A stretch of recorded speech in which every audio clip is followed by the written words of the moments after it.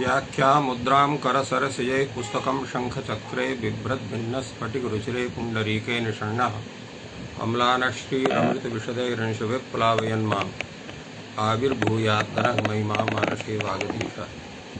कृष्णाय वासुदेवाय हरये परमात्मने प्रणतक्लेशनाशाय गोविन्दाय नमो नमः। संस्कृतशौर्यम् इति आमुखपटले सम्बद्धाः समेऽपि विद्वांसः समेऽपि जिज्ञासवः छात्राः सहृदयाः सज्जनाः एतस्य संस्कृतशौर्यम् आमुखपटलस्य संस्थापकः प्रबन्धकश्च डॉक्टर राजकुमारः समेषां स्वागतं वर्तते एतस्मिन् महाभाष्यव्याख्याने। पूर्वदिने उपदेशनासिक इति सूत्रे कीदृशं प्रतिपादनं भगवता नागेशेन कृतं लघुशब्देन्दुशेखरे तद्विषये व्याख्यानं जातम् आसीत्। तत्रैव अवशिष्टो यो विषयः सः साम्प्रतम् उपस्थाप्यते। तत्र प्रश्नः समागतः आसीत् प्रौढमनोरमायां यत् एतस्मिन्नेव प्रकरणे यत्र बहवः विप्रतिपत्तयः तत्र दत्ताः आसन् यत् तस्मिन्नेव विषये अत्र किञ्चित् कथनमस्ति।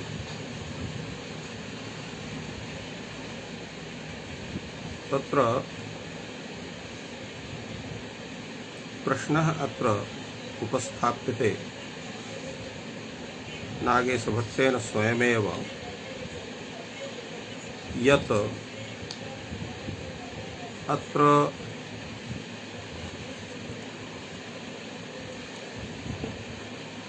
यत्र उभयनिर्देशः वर्तते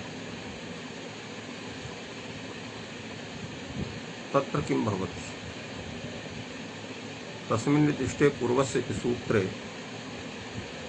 तत्र विचारः समागतः तस्मिन् समये यत्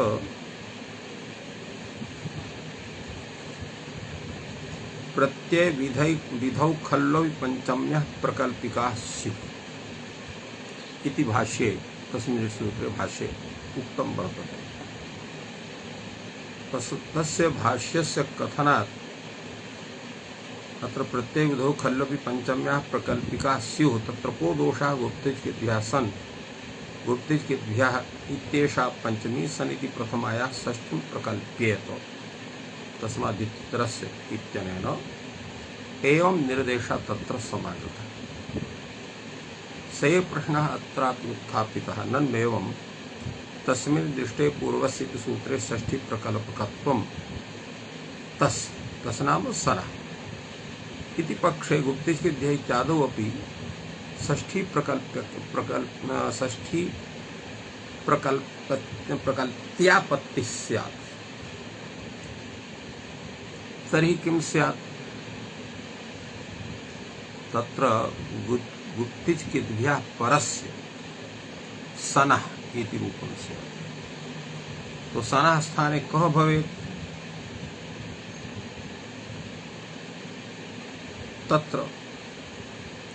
तत्र भाष्यकारः तत्र कथितवान् न कश्चित् अन्यः आदेशः प्रति निर्दिश्यते तत्र आन्तर्यतः सनः सनैव भविष्यति। तत्र पुनः उक्तं तत्र आन्तर्यतः सनः सनैव भविष्यति नैवं शक्यं तत्र इत्संज्ञा न प्रकल्पेत उपदेश इति इत्संज्ञा उच्यते।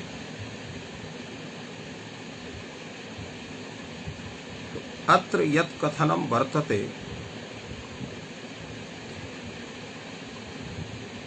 तत्र सनः सनैव स्यात् चेत् कर्णघयन्तः उपदेश शब्दः गृह्यते तर्हि सनः स्थाने यः सन् भवति सः आदेशरूपः। आदेशस्यापि उपदेशत्वात् स एव तस्य इति संज्ञा भवेत्। अत्र उपदेशे इति संज्ञा उच्यते इति भाष्यस्य यत् कथनं तद्व्यर्थं स्यात्। अनेन ज्ञायते भावघयन्तः एव उपदेशशब्दः भाष्यकारेण अभिमतो वर्तते इति अयं पक्षः उत्थापितः भवति। स एव पक्षः नागेशभट्टेन अत्र उपस्थाप्यते। तन्नन्वेव तस्मिन् दृष्टे इति सूत्रे षष्ठी प्रकल्पकत्वं तस्य इति पक्षे गुप्तिचकितिभ्यः सन् इत्यादौ अपि षष्ठी प्रकल्प्यापत्तिः न च सनः सनेव आदेशः अस्तु भविष्यति इति बाधका भवति वाच्यम्। उपदेशे इत्युच्यमाना इति संज्ञा न प्रकल्पेत इति भाष्यकारेण उक्तं। तद्विरुध्येत अत्र उपदेशपदाननुवृत्तौ। उपदेशपदस्य अनुवृत्तिः निश्चयः। अत्र नागेशभट्टः कथयति तस्य एकदेशिकत्वेन असाधकत्वात्। अतः तत्र भाष्यकथनम् एकदेशिकथनं वर्तते।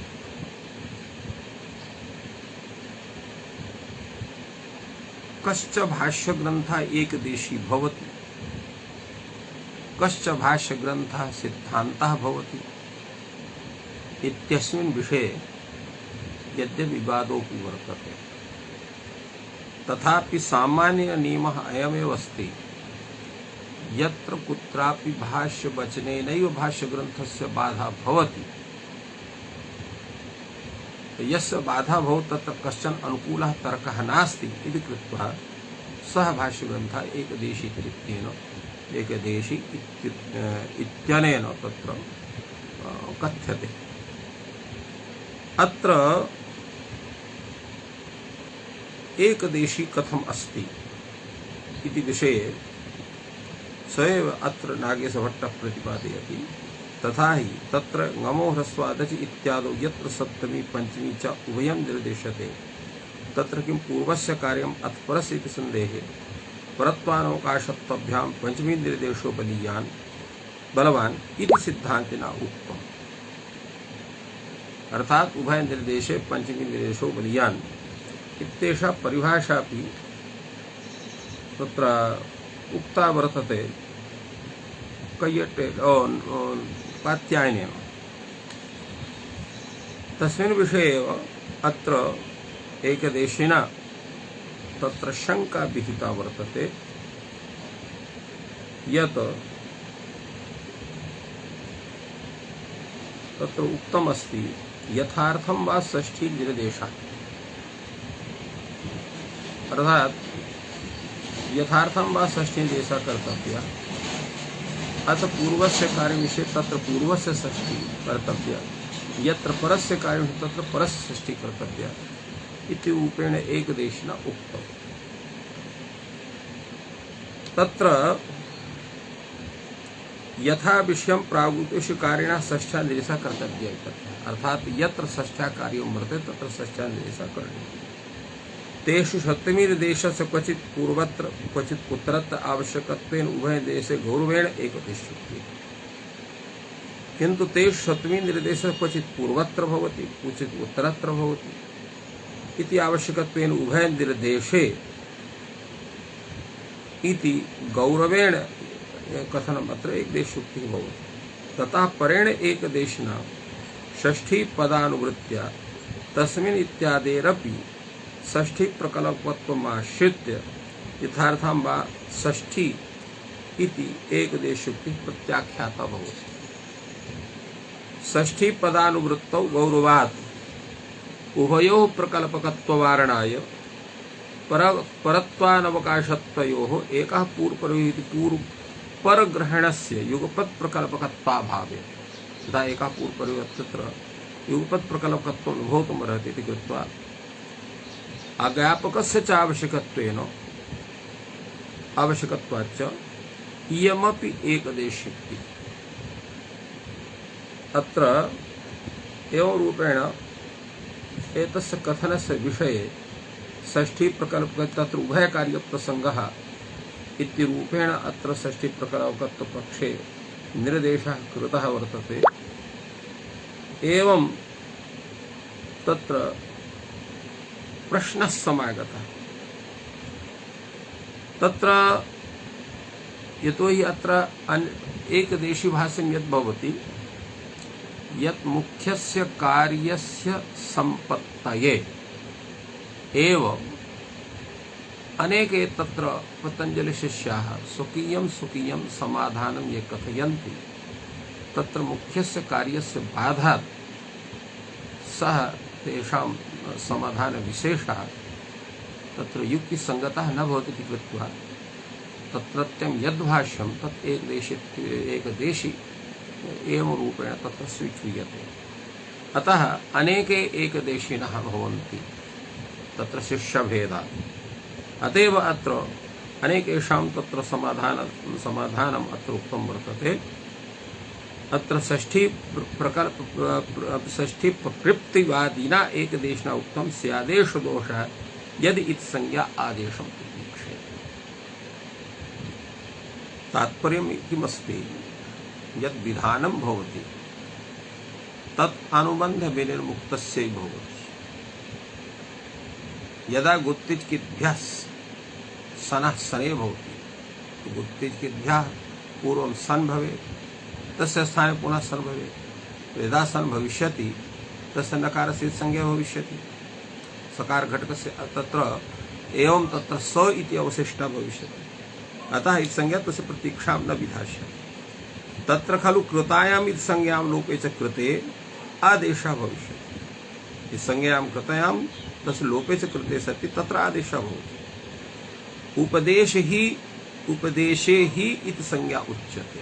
तत्र भाष्यकारेण उक्तम् उपदेशावस्थायाम् इति संज्ञा भवति।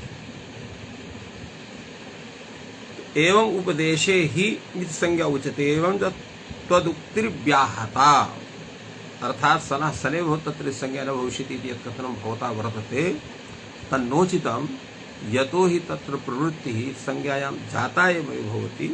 अतः इति संज्ञायाः अप्रसंगः न भवति। तदग्रे उपदेश पदाननुवृत्तिम् अभिप्रेत्य अथवा न अनुत्पन्ने सनि प्रकृप्तव्या भवितव्यम्। तात्पर्यं किमस्ति यदा सन तत्र वर्तत एव न यतो विधाने सति सन प्रत्ययस्य सत्ता विधानाभावः सत्ताभावः। तो यदा तत्र सन तत्र उत्पन्नः अर्थात अविहितः वर्तते तो न अनुत्पन्ने सन प्रकृत्या भवितव्यम्। तत्र षष्ठी प्रकल्पकत्वं न भवितुमर्हति। यदा च उत्पन्नः सन तदा कृत सामर्थ्या पंचमी प्रकृतिर्न भविष्यति। यदा सन उत्पन्नः तत्र पंचम्याः विधानं किम् तत् गुप्तिचकिद्भ्यः परः सन प्रत्ययः भवति। तो अत्र परत्व बोधनाय या पंचमी गुप्तिचकिद्भ्यः इत्यत्र वर्तते सा चरितार्था भवति। चरितार्था सती सा पंचमी तत्र षष्ठी प्रकल्पनं न विधास्यते। अतएव तत्र नागेशभट्टः अत्र व्याख्याति यदा च उत्पन्नः सन् तदा कृत सामर्थ्या पंचमी इति प्रकृप्तिर्न भविष्यति इति समाधानान्तरं कृतम्। तत्र परत्व विशिष्टस्य सनः उत्पादने पंचम्याः उपक्षेपक्षयात् प्रवृत्त्यन्तराभावात् नास्त्यस्य प्रकल्पकत्वम् इति कैयटः तस्य व्याख्यानं कृतवान् तस्य निर्दिष्टे इति सूत्रे। अतएव एवं च प्रकृत सूत्रस्थस्य सूत्रार्थ प्रतिपिपादयिषया प्रवृत्तस्य भाष्यवार्तिकस्य एकदेशयुक्तत्वात् तद्भाष्यबलेन अत्र उपदेश शब्दः भावघयन्तः एव कर्णघयन्त इति कथनं प्रौढिवादः एवं यत् प्रतिपादनं वर्तते भट्टोजीदीक्षितस्य तत् उचितं नास्ति। यतो हि तत्र सिद्धान्तं यत् भाष्य तमादाय तु तथा वक्तुं शक्यते, किन्तु अत्र भाष्यं यद् वर्तते तत्र एकदेशी भाष्यं वर्तते, न सिद्धान्त भाष्यं वर्तते। फलतः एकदेशी भाष्य बलेन अत्र उपदेश शब्दस्य भावघयन्तं स्वीकृत्य तथा प्रतिपादनम् अथ च उपदेशने जनुनासिकी इत्यत्र यद् भाष्यं वर्तते तस्मिन् वार्तिके तत्र भाष्यकारेण बाहुलकात् यत्र घय प्रत्ययं स्वीकृत्य कर्णघयन्तम् उपदेशशब्दं स्वीकृतवान् तस्य प्रौढिवाद कथनं भट्टोजीदीक्षितस्य तर्कसंगतं नास्ति इत्यर्थः रूपेण प्रतिपादितं। लक्ष्य असिद्ध्यस्य लक्षाणां विसिद्धिर्न भवति। कुत्र लक्ष्यस्य असिद्धिर्भवति? तत्र पूर्वमेव उच्यते अयुणित्यादीनामपि क्रमबोधकेन अर्थवत्वात् प्रातिपदिकत्वम्। अयुणित्यादयः यानि सूत्राणि अयुणित्यादीनि यानि सूत्राणि सन्ति तानि अपि क्रमबोधकत्वेन तत्र अर्थवत्वं तेषां वर्तते इति कृत्वा तेषां प्रातिपदिकसंज्ञा भवति। तर्हि अत्र प्रातिपदिकत्वात् तत्र नकारस्य संज्ञा कथं स्यात्? यतो हि भाष्यकारः पूर्वम् उक्तवान् यत् उद्देशः प्रातिपदिकानां नोपदेशः। प्रातिपदिक संज्ञकाः ये सन्ति तत्र उद्देश शब्दस्य व्यवहारः भवति, उपदेश शब्दस्य व्यवहारः न भवति। यदा अयुण् इत्यादीनां प्रातिपदिक संज्ञा स्यात् तदा तेषाम् उपदेशत्वमेव न स्यात्। उपदेशत्वाभावात् तद् घटकस्य णकारस्य संज्ञैव न स्यात्। समाद्धेतोः तत्र उद्देशोपदेशयोः उभयग्रहणाय उपदेशशब्दः उद्देशे जनुनासिकी इत्यत्र कर्णघयन्तः एव स्वीकरणीयः। अपि च नमो बरिवश्चित्रंगः इत्यादि सूत्रे यः चित्रं शब्दः वर्तते तत्रापि चोकुः इत्यादेरपि प्रातिपदिकत्वं भवति।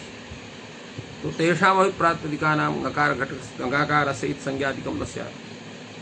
एवं च लोपस्य इति शकारस्य संज्ञा विषये यत् उच्यते तत्रापि न दोषः, यतो हि शकारस्य स्वरूपेण अर्थवत्त्वं।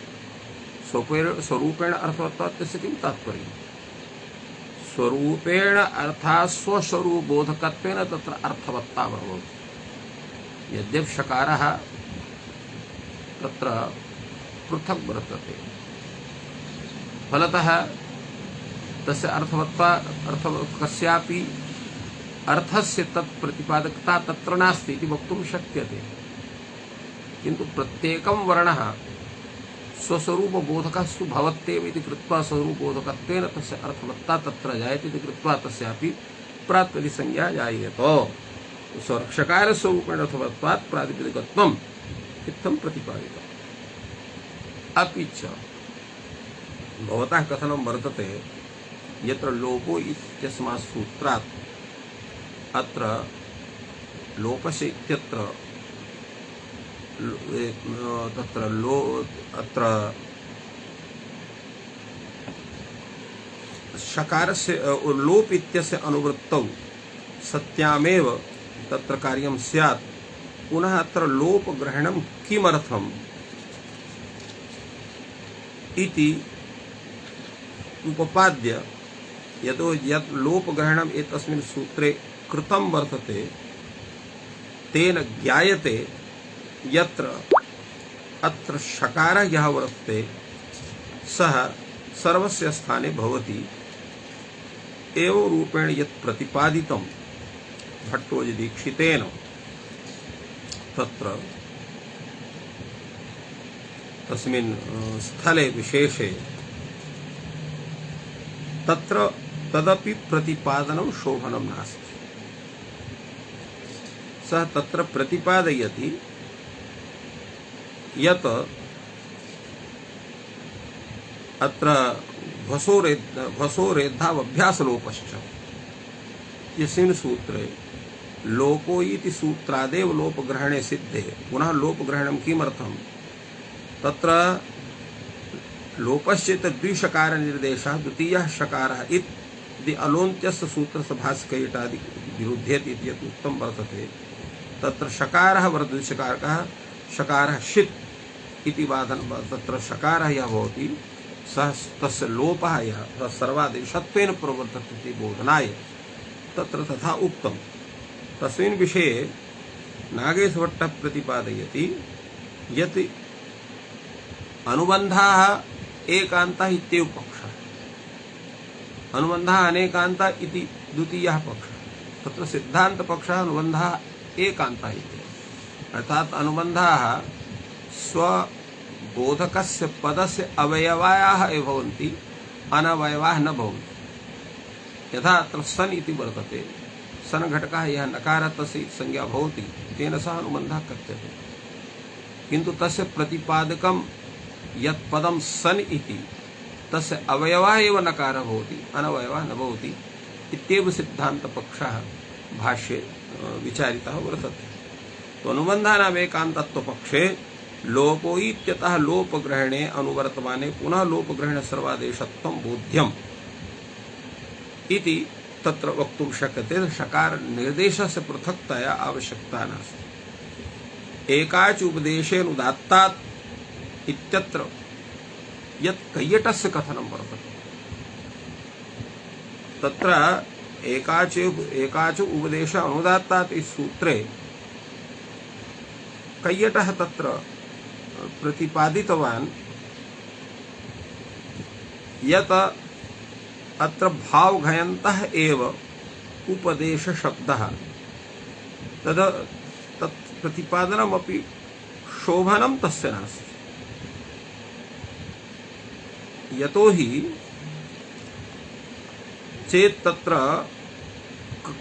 भावघयन्तः उपदेश शब्दः तत्र स्वीक्रियते तर्हि तत्र अयमेव दोषः आपद्येत फलतः तन्न स्वीकरणीयम् इति तथा प्रतिपादितं तत्र भगवता भाष्यकारेण तदेव स्वीकरणीयम् इत्येवं रीत्या तत् प्रतिपादनं वर्तते अतः तत्रत्यः कैयटग्रन्थः चिन्त्यः इति प्रतिपादितम् अनेन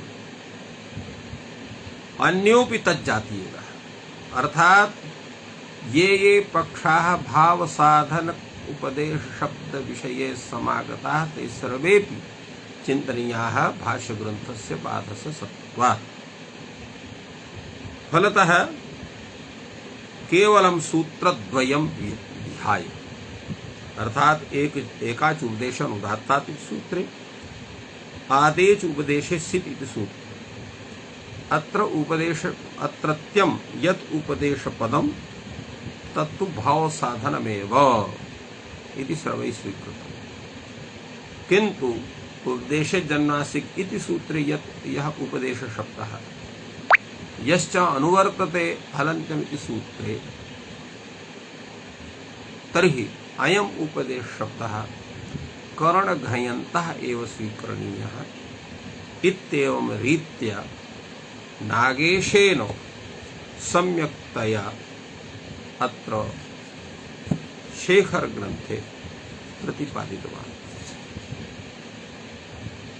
यद्यपि एतस्मिन् विषये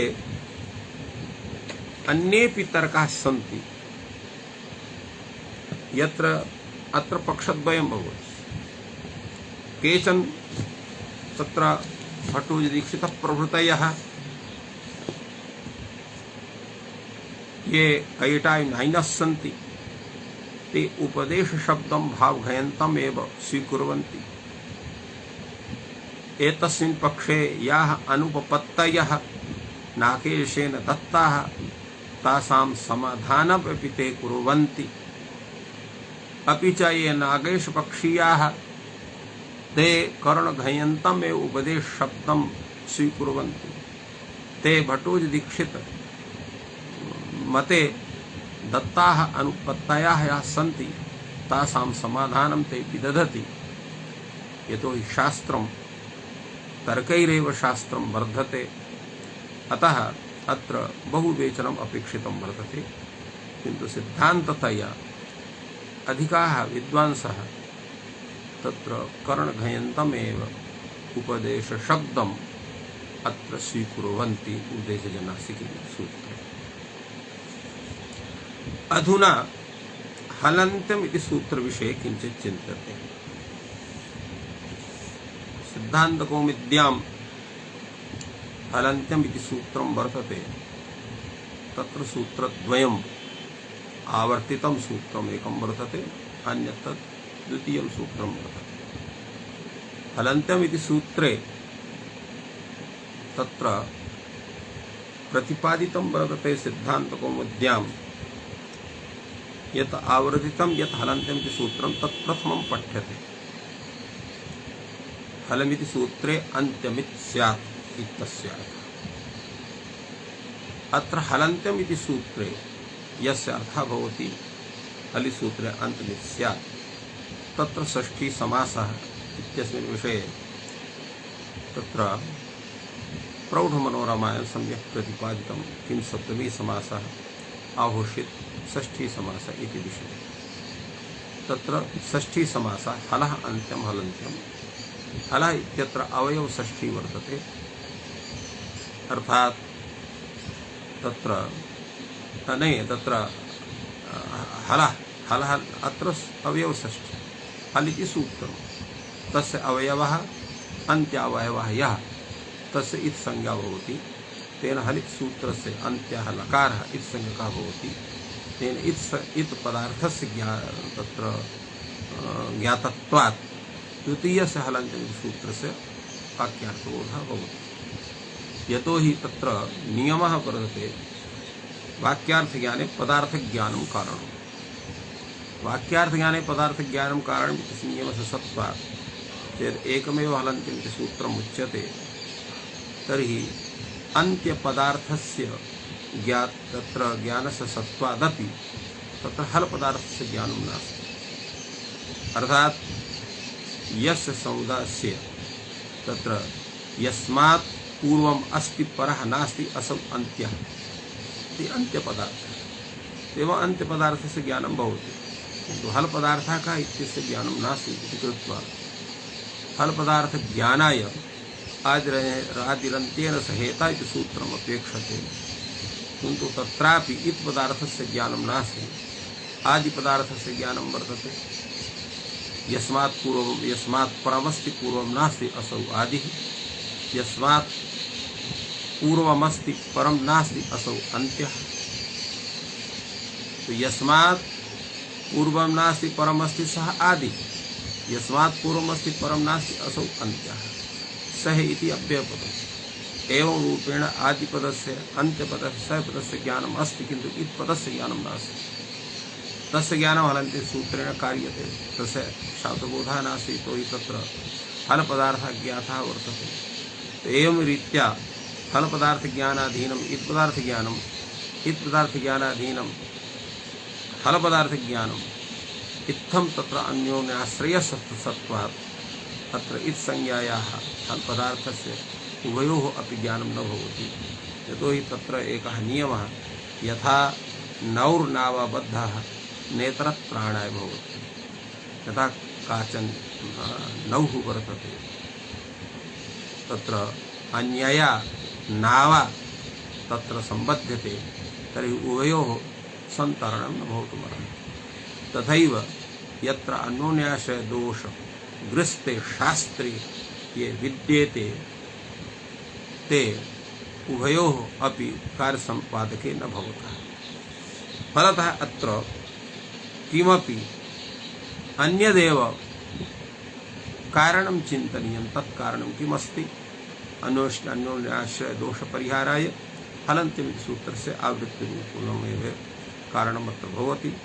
यदा आवर्तते तत्र हल इत्यनेन हलित् सूत्रस्य ग्रहणं भवति, तर्हि एतस्य हलन्त्यम् इति सूत्रस्य वाक्यार्थबोधः जायते तेन इत्संज्ञायाः ज्ञानं भवति इत्संज्ञायाः ज्ञानस्य सत्त्वात् अनन्तरं द्वितीयस्य हलन्ति सूत्रस्य बोधः तत्र द्वितीयं यत् हलन्त्यम् इति सूत्रं तत्र हल अन्त्यम् अत्र समासाभावः अत्र वाक्यमेव वर्तते अर्थात् अन्त्यं हल अन्त्यम् इति विशेषणं हल इति तत्र विशेष्यं वर्तते किन्तु सूत्रे हलन्त्यम् इति कृतं वर्तते अत्र समासः नास्ति द्वितीय हलन्त्यं शब्दे तत्र अन्यथा अत्र अन्त्य समासे सति अन्त्यहल इति स्यात् विशेषण विशेषेण बहुलम् इत्यनेन सूत्रेण समासः स्यात्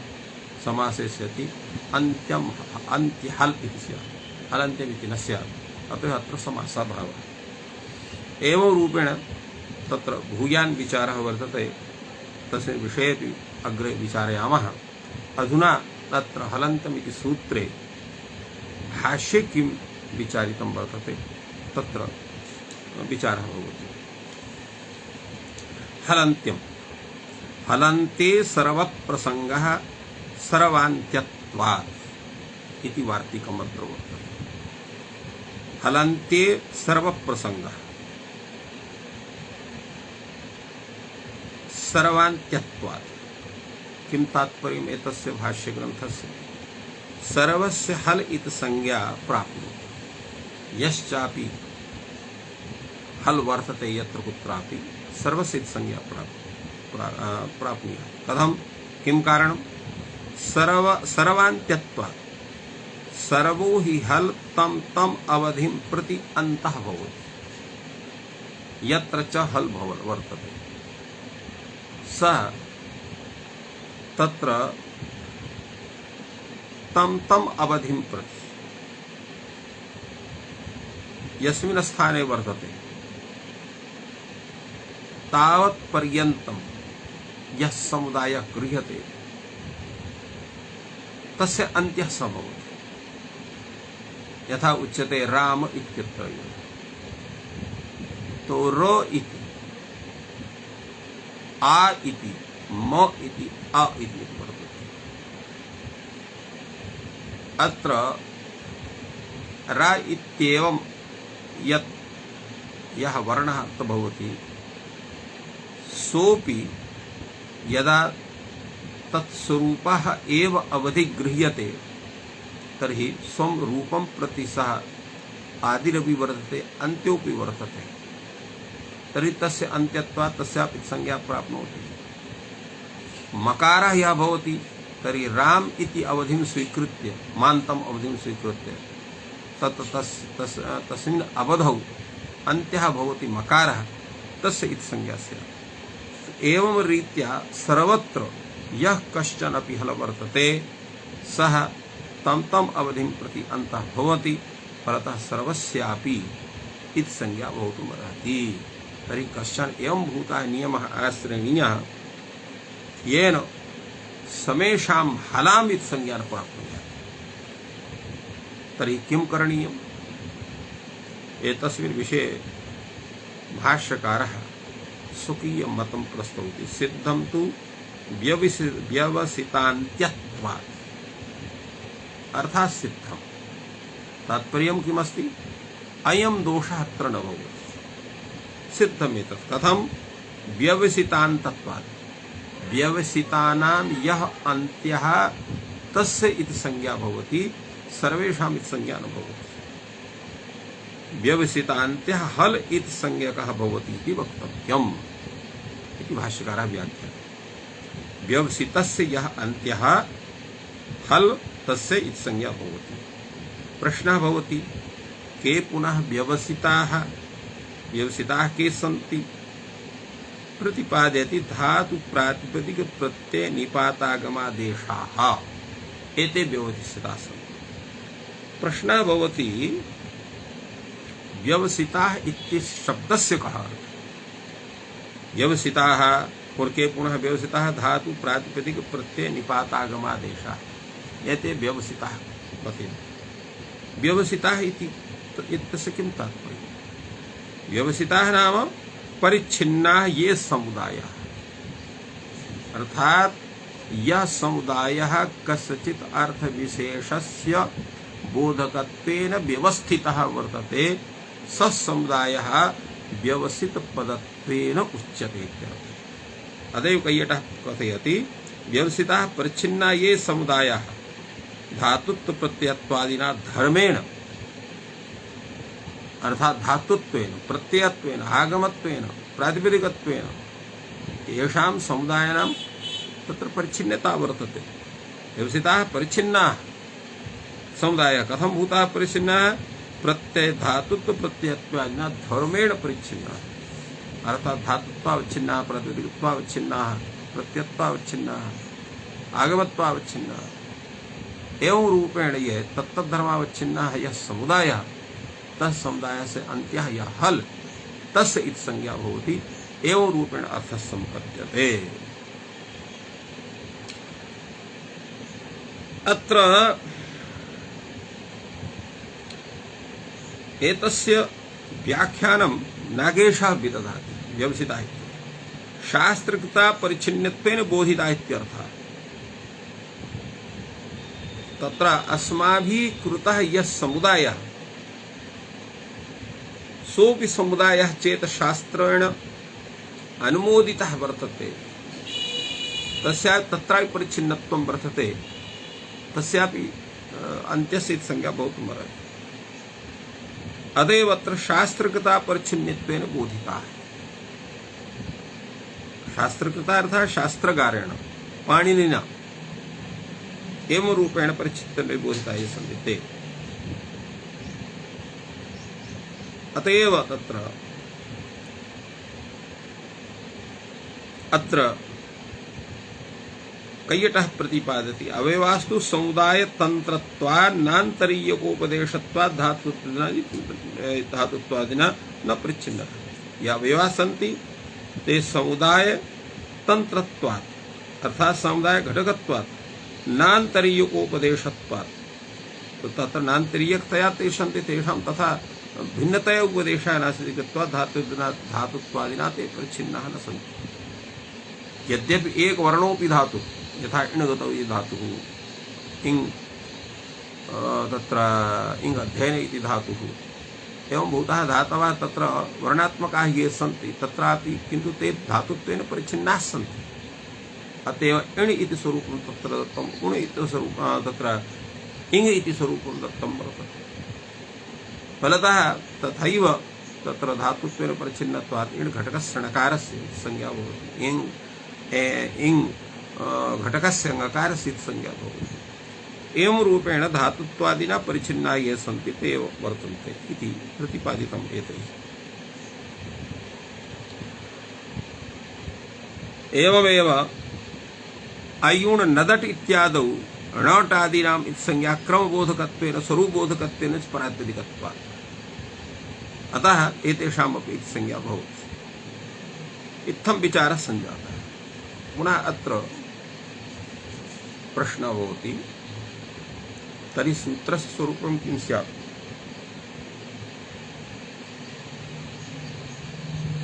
सूत्रस्य स्वरूपं स्यात् व्यवसितावयव हल अन्त्यं हल इति भवति। व्यवसितावयवः अन्त्यः हल इति भवति। एवं रूपेण सूत्रस्वरूपं स्यात्। अर्थात अत्र सूत्रे भेदः भवेत्, हलन्त इत्येतावत् एव सूत्रं न स्यात्। अतएव एतत् पक्षं मनसि आदाय भाष्यकारः ब्रवीति सिद्ध्यति सूत्रं तर्हि विद्यते। तत्रोच्यते तर्हि ज्ञानं कथं स्यात्? यद्व्यवसितस्य यः अन्त्यः हल तस्य संज्ञा भवति इति सूत्रार्थः कथं निष्पद्येत? एतस्मिन् विषये भाष्यकारः कथयति यथा न्यासमेव अस्तु, अर्थात् हलन्त्यम् इति यथा न्यासः सूत्रस्य वर्तते तथैव सूत्रस्य स्वरूपम् अस्तु। तत्र सूत्रभेदस्य आवश्यकता नास्ति। भाष्यकारः पूर्वम् उक्तं दोषं स्मारयति। ननु चोक्तम हलन्ते सर्वप्रसंगः सर्वान्त्यत्वात् इति। अर्थात हलन्ते हलन्तमिति सूत्रे स्वीकारे यः सर्वोऽपि हल अन्त्यः भवति सुखं तम अवधिं प्रति, अतः सर्वस्य हलः इति संज्ञा प्राप्नोति उच्यते नैष दोषः। आह अयं हलन्तम् इति संज्ञं भवति, सर्वश्च हल तम तम अवधिं प्रति अन्त्यः भवति, तत्र प्रकर्ष गतिर् विज्ञास्यते साधीयः यः अन्त्यः इति। कश्च साधीयः व्यवसितानां यः अन्त्यः अथवा सापेक्षोऽयं निर्देशः क्रियते, न च अन्यत् किंचित् अपेक्षम् अस्ति, तेन व्यवसितान् एव अपेक्षिष्यामहे इति भाष्यग्रन्थः। किं तात्पर्यम् एतस्य?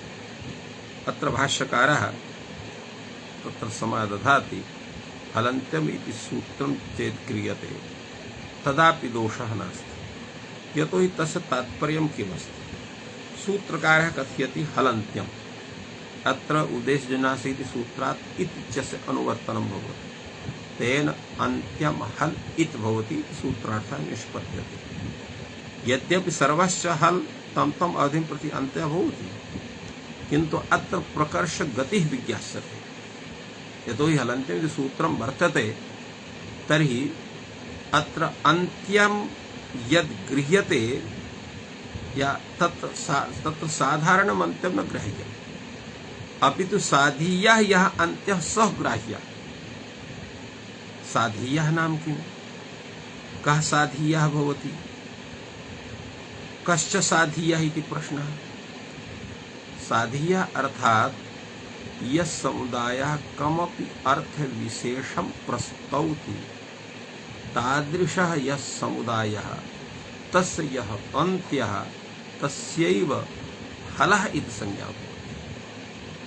एवं साधीयः इत्यस्य तात्पर्यं तथा भूतः साधीयः कः? तो व्यवसिताः ये सन्ति ते एव साधीयाः वर्तन्ते। अतः अत्र व्यवसितानां यः अन्त्यः तस्य इति संज्ञा भवति, अथवा अयं निर्देशः कीदृशः? सापेक्षः वर्तते। ते भाष्यकारः कथयति अथवा सापेक्षोऽयं निर्देशः।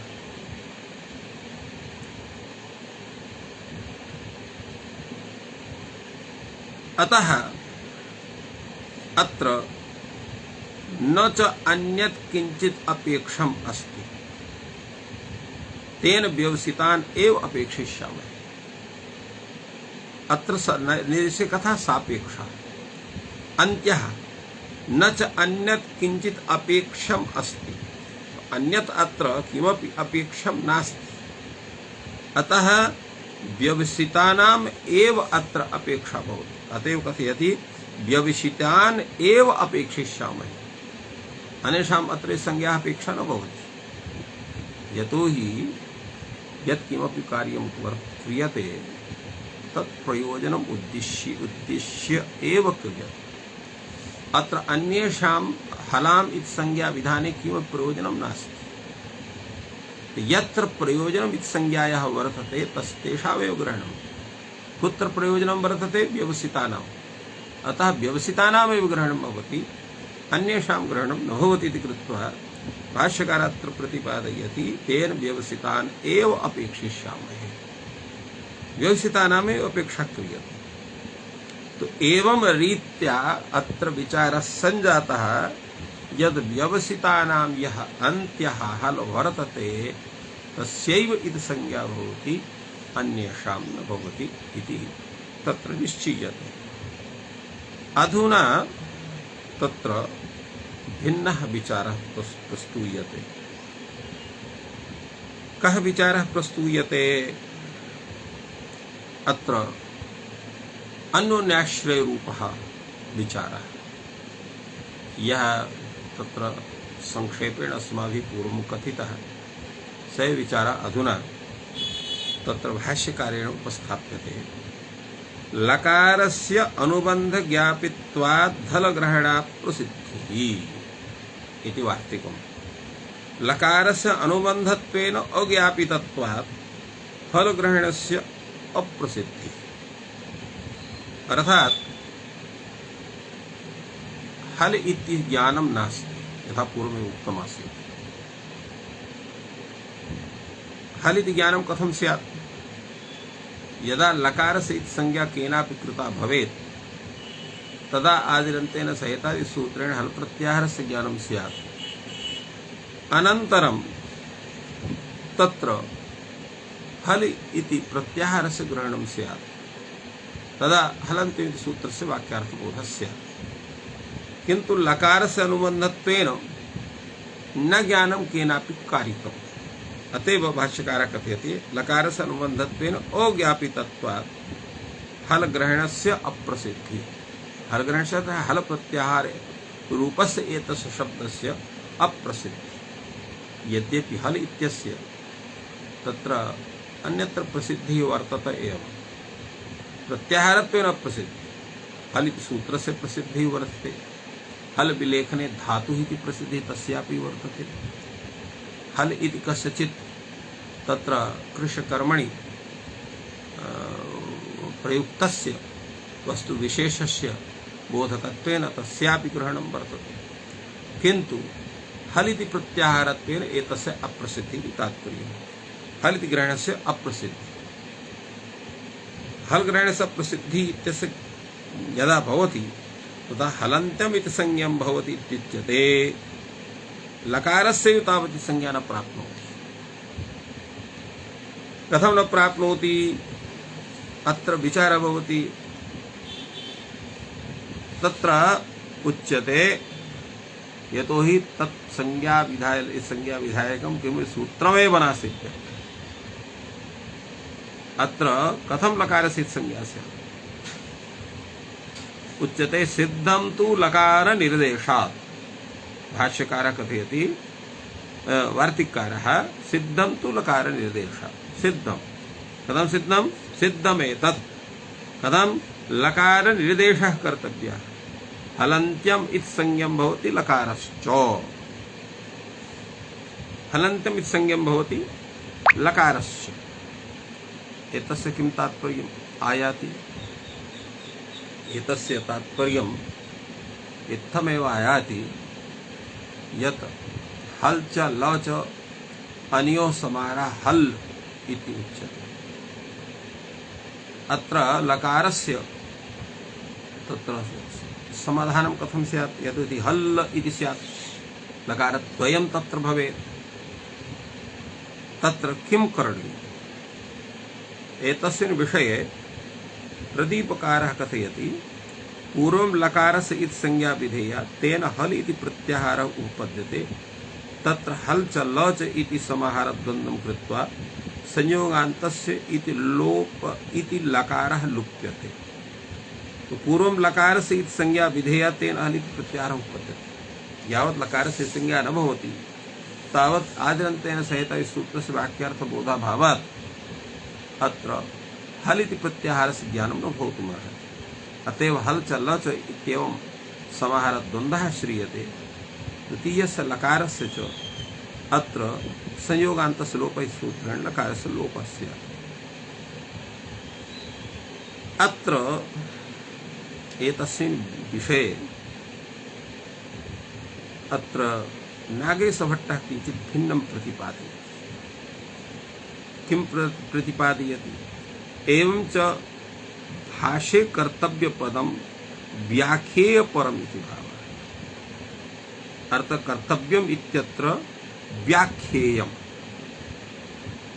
इति तस्य तात्पर्यं, न तु तस्य ग्रहणं करणीयम् इति। वस्तुतः भाष्ये कर्तव्यपदं यथाश्रुतमेव इति उच्यते। अर्थात तत्र लकार निर्देशः करणीयः इत्यर्थः। कैयटस्तु चिन्त्यः, कैयट कथनं चिन्त्यं वर्तते। यणः प्रतिषेधारम्भेण झलग्रहणापकर्षेण च संयोगान्तो लोपः प्राप्ते। तत्र यणः प्रतिषेधो वाच्यः इत्यस्य नियमस्य जागरूकत्वात् लकारस्य अत्र संयोगान्त लोपः न भविष्यति। चेत् एतस्य यणः प्रतिषेधो वाच्यः इत्यस्य प्रत्याख्यानं क्रियते तर्हि संयोगान्तस्य लोपः इति सूत्रे झल ग्रहणम् अनुवर्तते। संयोगान्तं यत् पदं झलन्तं तस्य लोपः स्यात्। तर्हि झलन्तस्यैव झल प्रत्याहार घटकस्यैव लोपः भवति। हकारस्तु झल तत्र लकारस्तु झल प्रत्याहारे न आयाति इति कृत्वा लकारस्य संज्ञैव न स्यात्। अतः तत्र दुर्लभः वर्तते। वक्तॄणां सह बोधा संभवे नाजलो इति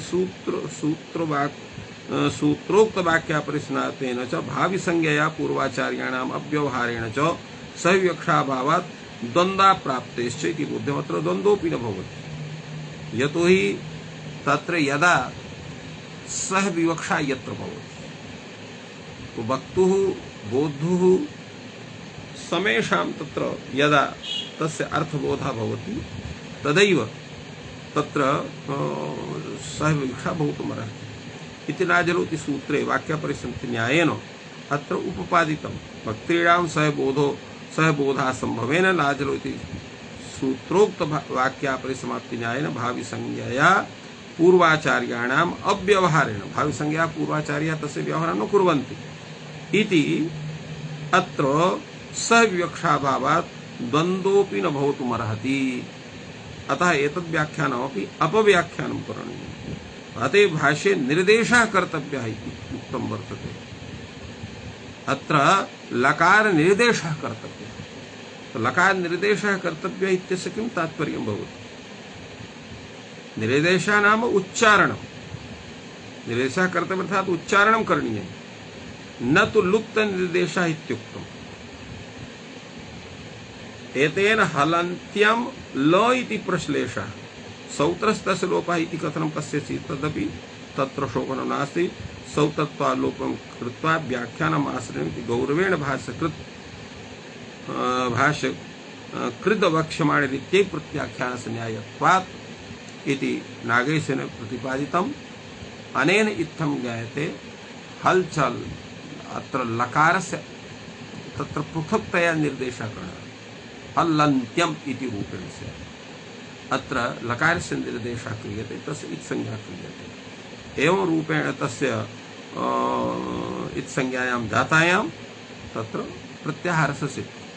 किन्तु अयं पक्षः पूर्वपक्षत्वेनैव वर्तते। अत्र दोषः वर्तते। लकारस्य निर्देशस्य हलन्त्यम् इति स्वरूपं तत्सूत्रस्य स्यात्। हलन्त्यम् इति सूत्रमेव अपेक्षते, तस्यैव तादृशं स्वरूपं तत्र दत्तं वर्तते इति धिया अत्र भाष्यकारः कथयति एक शेष निर्देशात् वा। अत्र एक शेषः क्रियते अथवा एक शेष निर्देशोऽयं हलच इति हल। अत्र एक निर्देशः क्रियते। अत्र प्रथमः यः हल पदार्थः तत्र हस्यला इति हल एवं रूपेण षष्ठी समासः। द्वितीयस्य हल इति प्रत्याहारः। अनयोः एकशेषः। तो एक शेषे सति अत्र द्वयोः हलोः बोधनात् अत्र तु तत्र द्विवचनं स्यात्। अत्र कथयति नागेशभट्ट कैयटः एतस्य व्याख्यानं विदधाति। हस्यला इति हल इत्येकः षष्ठी तत्पुरुषः द्वितीयः प्रत्याहारः। एवं रूपेण एतस्य व्याख्यानं कथयति। नपुंसकमनपुंसकेनैकवचनासन्नतरस्याम् इति एकशेषः। एकस्य पुल्लिङ्गत्वात् इतरस्य नपुंसकत्वात्। एकः हल पुल्लिङ्गः भवति, अपरः नपुंसकः भवति। एवं रूपेण एतस्य व्याख्यानं कृतवान्। अतः अत्र हलोः अन्त्यं हलन्त्यम् इति रूपेण अत्र षष्ठी समासः भवति। अतः समीपवर्तिनः लकारस्य संज्ञा भवति। हल प्रत्याहार घटकस्य अन्त्यस्य संज्ञा भवति। एवं रूपेण किञ्चित् व्याख्यानेन एतस्य समाधानं कर्तुं शक्यते। इत्थम् एतादृशः विचारः तत्र सञ्जातः। अग्रेपि एतस्मिन् विषये भूयान् विचारः वर्तते। तस्य विषये वयं तत्र अपरदिने तस्य चिन्तनं करिष्यामः। अधुना अत्रैव विरम्यते। सर्वेभ्यो नमः। जयतु संस्कृतं, जयतु भारतम्।